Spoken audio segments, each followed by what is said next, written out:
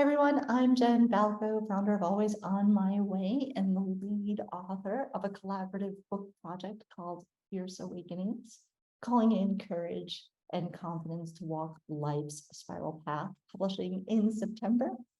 And I'm with one of the co-authors today, Susan Smith, who wrote a chapter about chasing the American dream while living abroad. So Susan, pop in and tell us a little bit about yourself.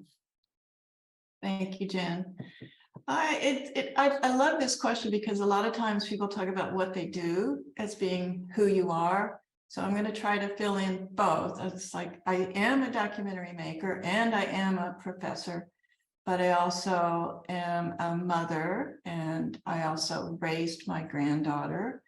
And I think that my experience in life has been surprising even to me. And when I look back, which I'll be talking about my journey, I am so surprised about what and where I've gone in my lifetime. So I'll tell you more about myself as we go on, Jen. Well, and I know some of the stories that you have, and I can't wait to hear which ones you choose to share today. But let's start with what's in the book. A little bit about the choice of leaving the United States to look for the American dream. Give us a little bit of the context of that, because I know it was a choice that you made some years ago, right? And it really did have a huge impact on a lot of the other choices you made going forward. But give us a little bit of the context of what led to that choice and why. I feel, and I'm sure many folks will relate to this, and women in particular will feel the importance of it now, even now, as we're moving into different choice points in our own lives. So give us a little bit of the background and the context around your chapter. I think the background is different in some ways than what maybe young women today, but I married at age 18 and was divorced 7-8 years later, and I had a child to raise. And I, of course, then just had a high school education. And I had been going to university part-time off and on all throughout the years, but just part-time. And here I am with a child to raise and no support. And I'm doing what is expected of me, working, taking care of my child and getting an education, and finding that what I was working at would not sustain me, just no matter how much I worked. So I actually tried then changing my job to working manual labor, which at that time paid 3 or 4 or 5 times more than the administrative secretarial job. So trying every avenue to make it work. And I had, I would say, a pretty normal childhood with parents not really educated. My father didn't finish high school, but my mom did. My mom's father was a tenant farmer, if you can understand what that was. And but my dad was very successful. In fact, I think he was somewhat brilliant in that he managed to make a really, really good living as a builder, as a contractor. So that American dream, that dream of just working really hard and, you know, being honest and being ethical about your work, and they did manage to really, really, I think, succeed. We had a middle class standard of living, and they were very successful. But here I am, I think, doing the same thing as my father. He was a good example for me. I had my own business, he had his own business, but I just could not make it work. And I could not sustain myself. Financially, it was just the poverty and the having to choose between paying your rent or paying the utilities, and eventually I did decide that I needed to get an education, but that education took me 25 years going part-time. And honestly, to tell you the truth, I didn't know it took me 25 years until years later when I decided to count up, well, how many years did it take me to get this education?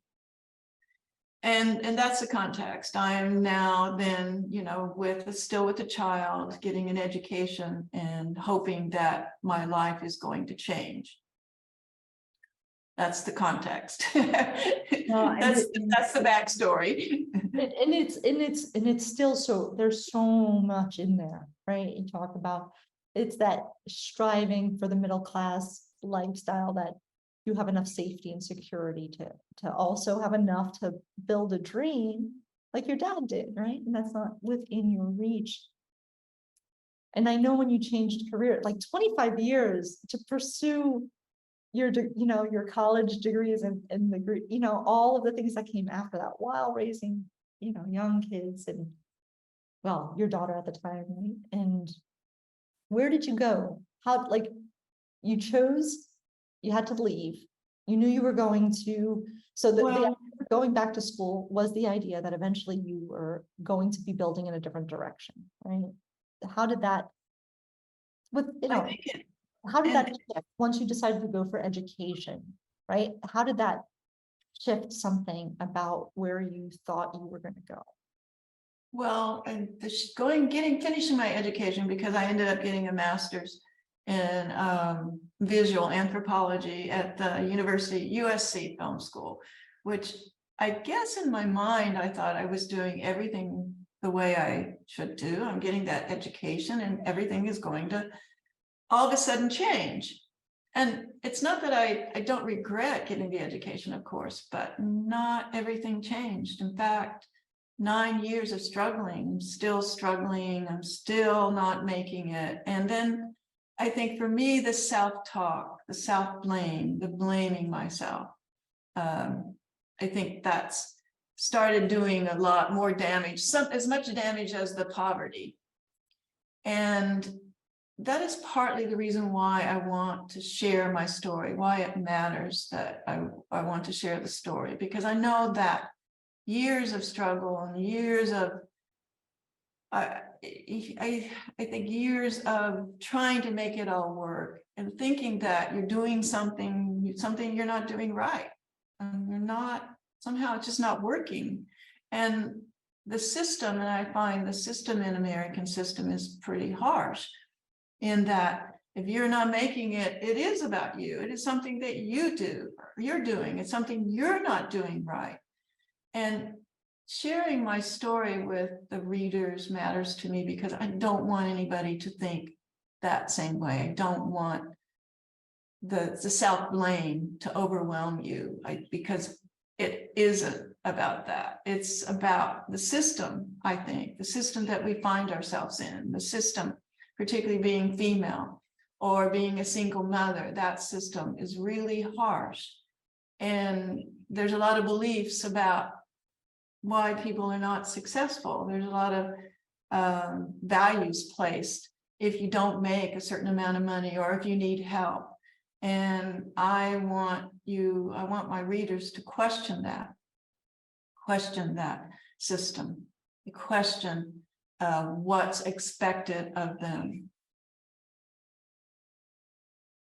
Such a good point. And you do talk a lot about that in other stories that I know you're working also on a book as well, kind of talking about a lot of different things in the system. And you have this world experience. Documentary film took you to Guatemala and places in Africa and all sorts of places. I mean, you've got like your stories there in the way that you've in Mexico, right? You've been to so many different places to start opening up people to telling their stories, to eventually getting to your own story here.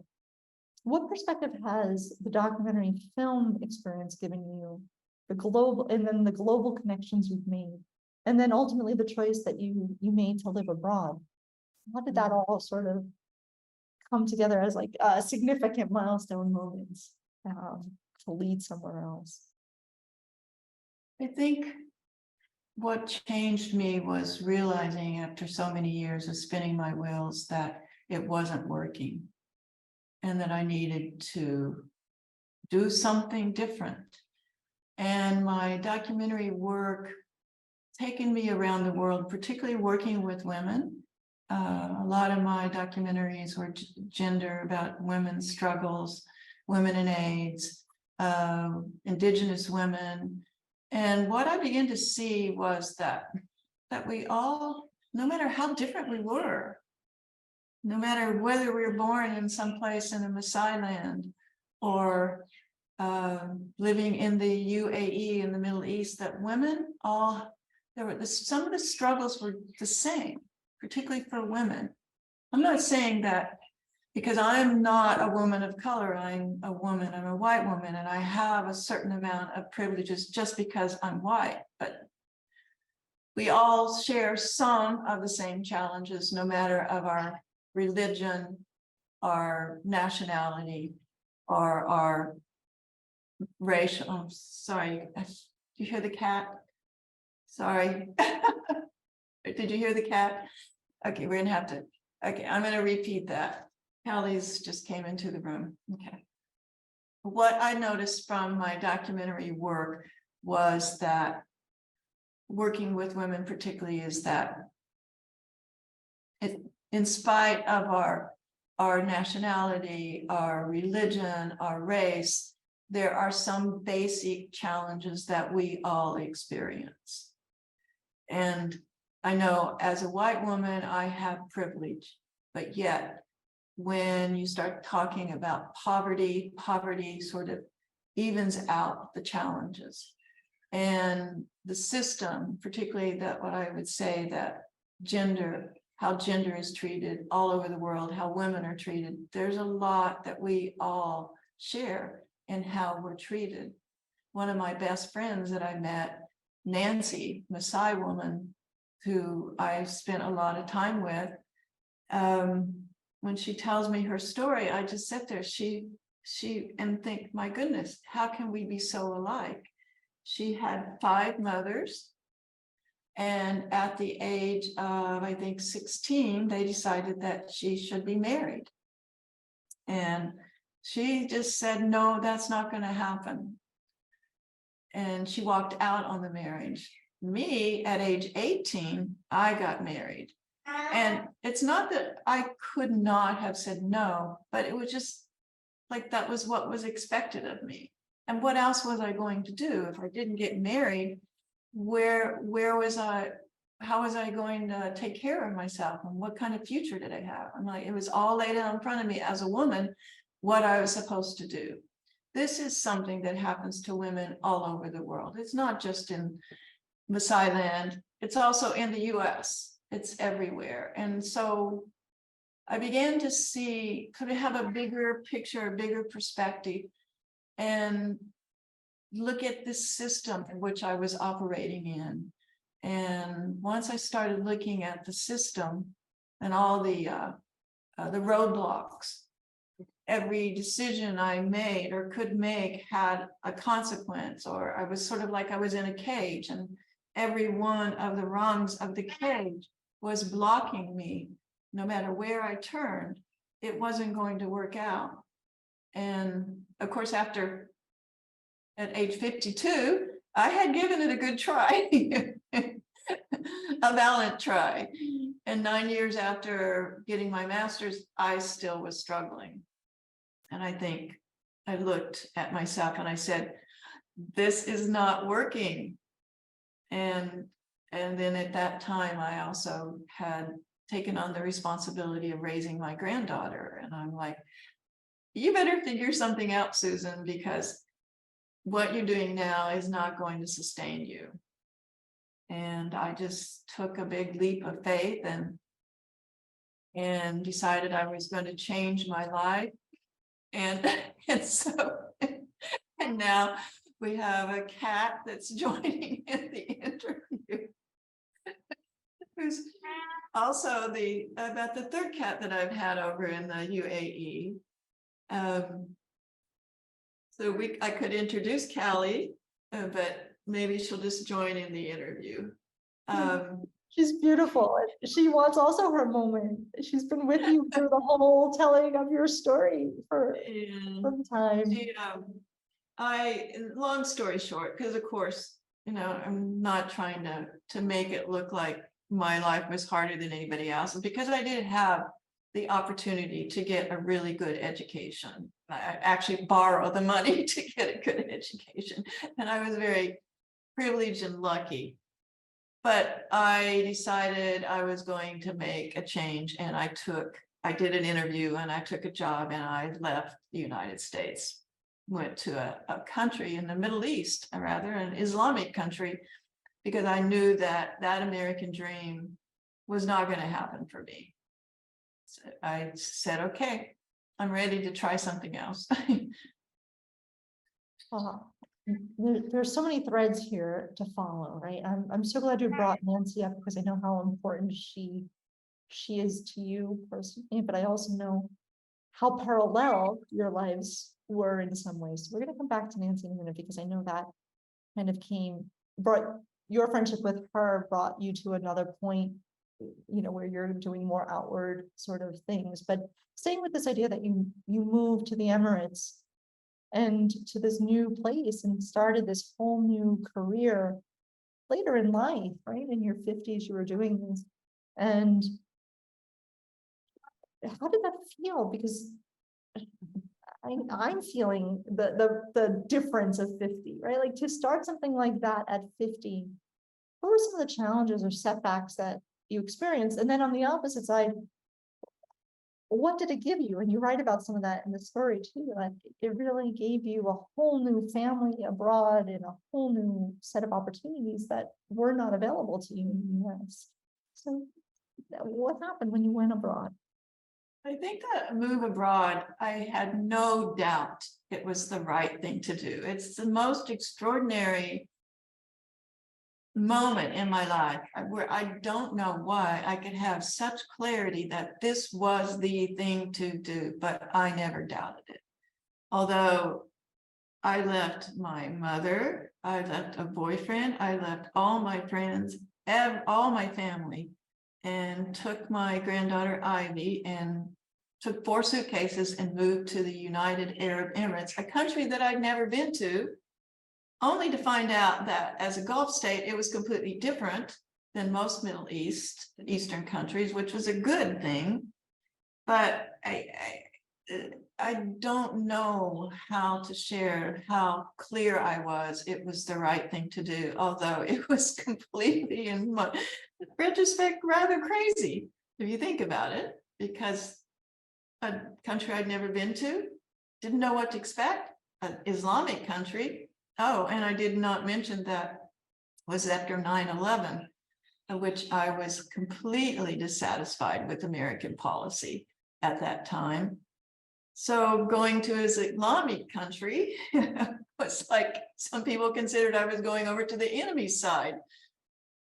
And I think in the back of my head, I had this feeling that everybody was wrong about Middle East. They were wrong about Islamic people, and the hate and the way people were talking about what had happened in 9/11. And I think in the back of my mind, I said, in some ways, it was sort of like going over to the picked on side, the people who were being picked on. Maybe I felt like I was in some way, we were going to come together and make the world a better place, because we're all suffering under these systems and these beliefs and these values that don't really work, or unjust or unfair. And what the world really just needed was to treat everybody equally. And so in some ways, maybe I felt like it was going over to the enemy side, because I was going to be the ambassador that was going to change things. I can tell you I had no fear, and I don't know why, because obviously there are some things to be feared about going over to a new country, but it did not faze me. And Ivy, my granddaughter, was 8 at the time, and she loved it. She was ready to go, which is to her credit. And then I just started creating a new life, a new life, new friends, a new way of looking at things. I think also too, that's something I want to stress, is that living outside the United States for any period of time will change the way you see the world, will change your perspective, will change the way you think about people. It will give you a view that's broader than just yourself and just the United States. And it's not just educational, it's almost like it's spiritual. It's that you begin to understand that people are a lot alike everywhere. We all have the same concerns. And I don't even speak Arabic that well, but I'm still able to live and work within the country and feel like I can connect to people from all different walks of life. And I think that's changed me the most, I think, is that feeling that I know there's good people everywhere. I know that. I'm tearing up a little bit. You're making me tear up a little bit too, because I feel connected to that idea, but I also feel the truth of it, because it is true. And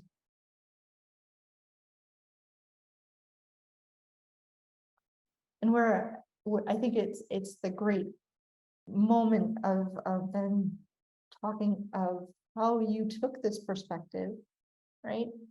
In parallel with Nancy's story, in parallel with your documentary film work globally, in parallel with your professorship and teaching younger students how to capture the voice of other people and give other people voice, that you began to like expand it, and you created a foundation called Speak Trauma, right? To give more voice to people. Tell us a little bit about what led up to Speak Trauma and why, and what that opened up for you going through all the course of your life, and especially, and how it's impacting people now in a different way, or in all the ways that it's impacting people.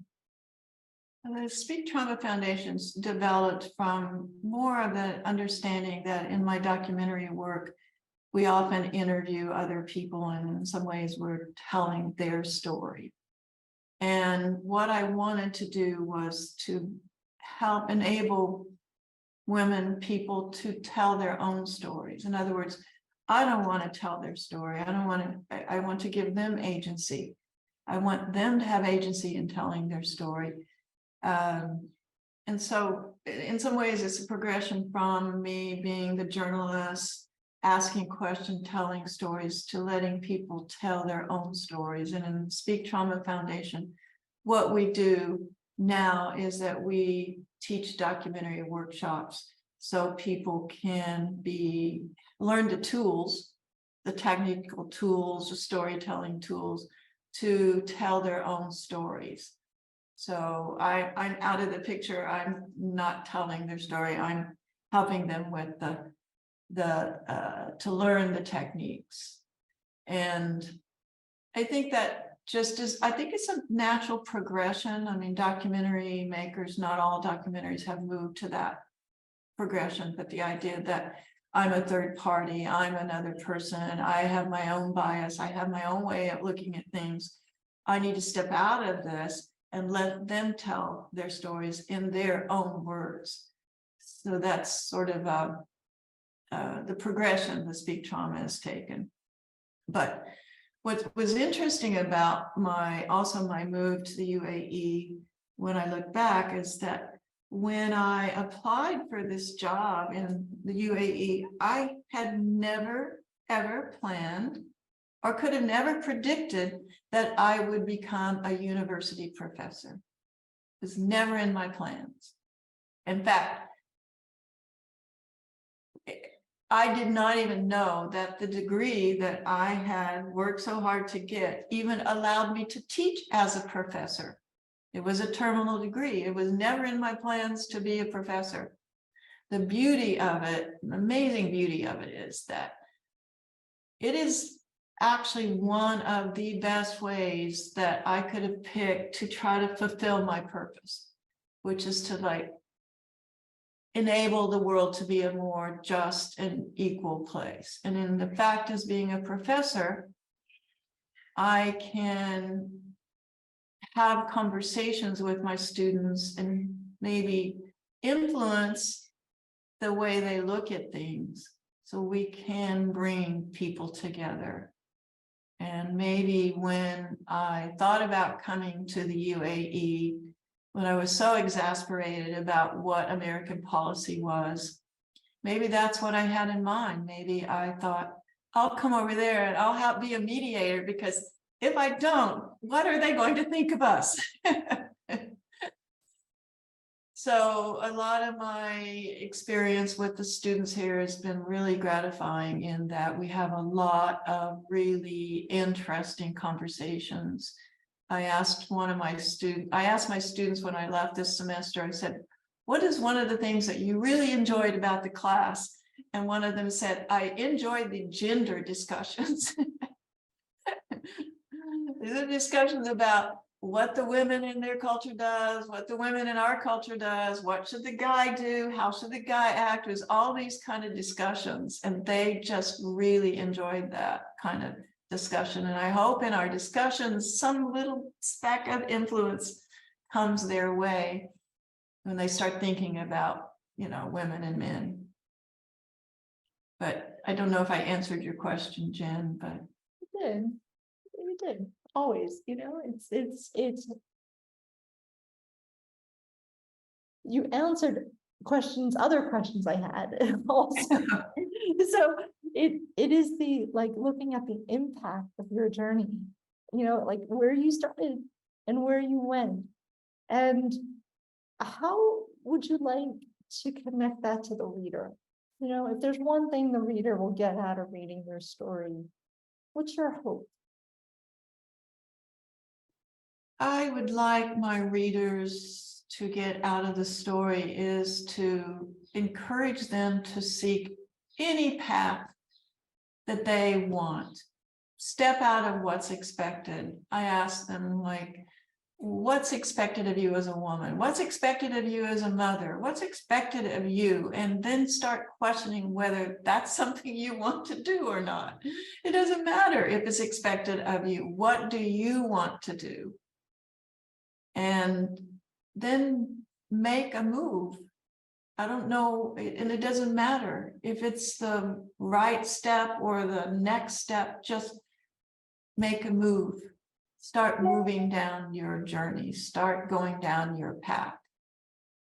And I think one of the things that I am very aware of is, and it didn't hit me until maybe 6 or 7 years ago, is that there will be one moment in your life, there will become one day or one moment when you will all of a sudden just stop and think, this is why you did this. This is why, what all those struggles and all those sacrifices have been about. You'll realize this is what got you to this point. You may not have been aware of it at the time you were making your choices, but every choice you made got you exactly where you wanted to be.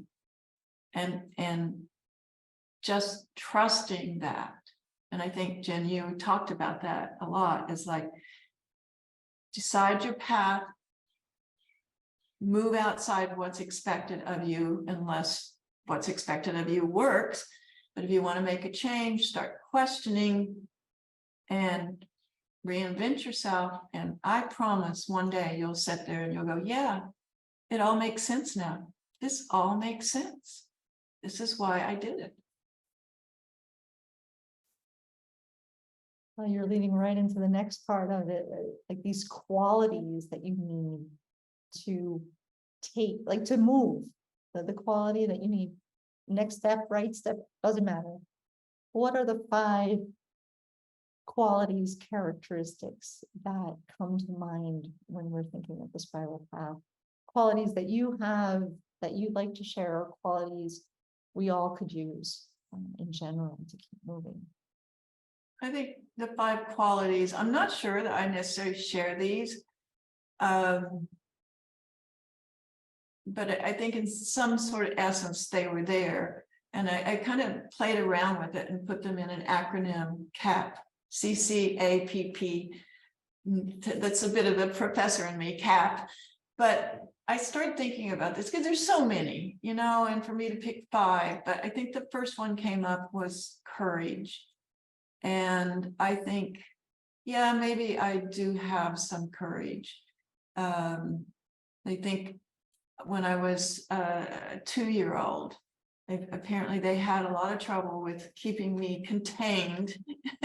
And I climbed a tree in the backyard of my house, and they literally had to get the police to come and get me, to help me get down, because I was so high up and they couldn't get me down. And maybe I didn't want to come down now that I think about it. Or maybe I climbed up so high that I couldn't find my way back down. And I'm saying that doesn't matter. You need to have the courage to just stand up to anything that's discouraging you, anybody who might be discouraging you, and take action. Before I came over here, my relatives, my friends told me I would get my hand cut off if I did anything wrong. And all these stereotypes and all these baseless warnings turned out not to be true. So I guess courage to sort of be yourself despite what society demands. And I think the other thing, even though Ivy, my granddaughter, did come with me, she's left, and I've spent a lot of years over here by myself, but the courage to do it alone, if needed, to go where no woman has gone before, do it alone if you have to. There's a wonderful, wonderful benefit from learning to live by yourself and live alone. And then the other C is curiosity. The curiosity, I think that really drives me in a way. It's sort of like wanting to learn. Maybe that's the reason why I became a professor, but always ask why.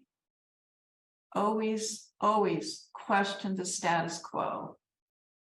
And then study life and study people. I kind of say that they are the Wikipedia to understanding your journey. And then the CAP, the C, was awareness. I think that I was very lucky, and probably because I'm an anthropologist, and in some ways studying people or being aware is sort of built in the nature of the study. But I say be aware of the macro system, that in culture, that bigger system around you.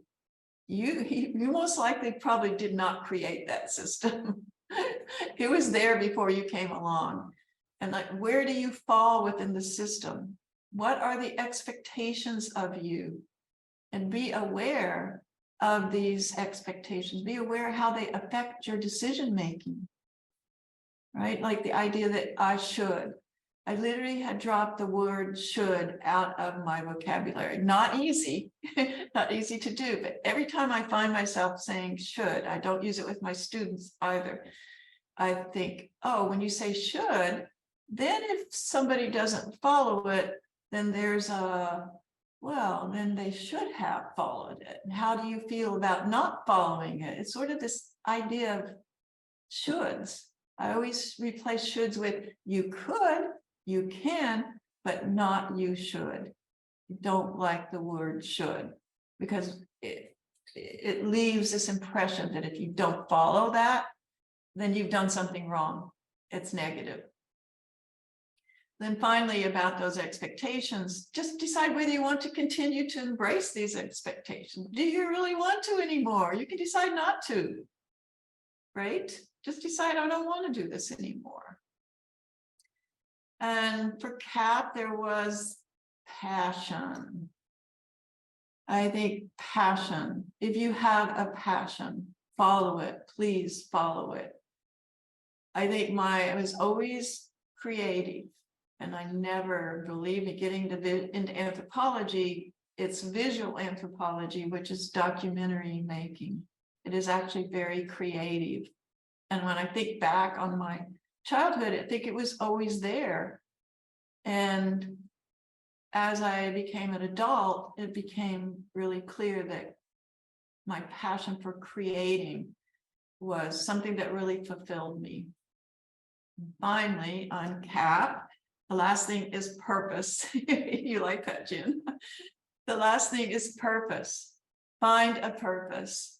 Because I'm going to tell you, when you hit those moments where things aren't going the way you want them to, I didn't use should, the way you want them to, or you're really down and you're not sure that things are going to work out, the purpose you have in life will sustain you. You will at least know that you're following your purpose. Some people say that I'm driven, and I never really like that description. It puzzles me. It kind of feels rather negative in a way. But I guess I am driven to provide opportunities and platforms for people to speak up. That is my purpose. And my Speak Trauma Foundation, I think, is helping me fulfill that. So anytime things aren't going right, things might not be looking like I think I want them to, I think, well, yeah, but I'm doing this. I'm doing this incredible work. I've got this foundation. I'm right on my purpose. That's enough for me.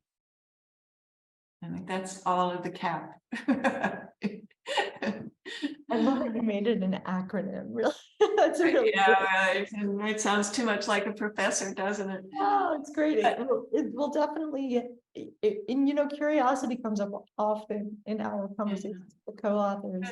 It was kind of fun playing with it. It's kind of fun putting them in a way that actually it was creative. I had fun creating that. So, with a great sense of curiosity, Yeah. what's next? Oh. Is there something, or is it something we're not? Yeah. Read the book and find out. Yeah, see the book and find out. I am writing a memoirs and working on that. I've been working on and honestly, if I would give any advice to readers, is it's a really, really good experience to write your memoirs. In a way, it's like Jen was talking earlier to me about mapping certain Significant moments in your life, significant moments in your life, and that's exactly what a memoir does. So I'm going to finish my memoir, and I am also working on Speak Trauma. I want to do more of the documentary workshops. So it's shared on my website, so you can go in and see the kind of work I've done, and hoping to continue more grant work, because that is also something that I did at university. And also wanting to do some work with in the United States, documentary work to maybe help with the income inequality among particularly aging people, and exploring more documentary work that I can do that might be beneficial. Yeah, I think I know the inequality around aging is just, super important. And just tell us your website where we can find you. It is speaktrauma.org. It's one word. So yeah, have a visit. Right now we're redoing the website, and it's got some great workshops, and my friend Nancy was one of her groups that she worked with is also on the website. So yeah, please visit. Any last thoughts, words, feelings, sensations, guidance, wisdom you'd like to share? I think maybe to starting your journey, I would like to encourage people to just keep moving forward, discover your purpose, let your passion keep you involved in your purpose. And I think also this is one that I kind of laugh about. Refrain from trying to predict where your first step will lead you. Because I am such a great example. If you would have known me at age 18 or even age 52, you know, I could have never predicted this is where I would be, that it would lead me to this part of my journey. So I think planning is good, but predicting that end of your journey, I think maybe just let it be an adventure, just see where it will take you. I'm all about that. Such a good idea. Thank you. Thank you, Susan. Thank you, Jen. Thank you.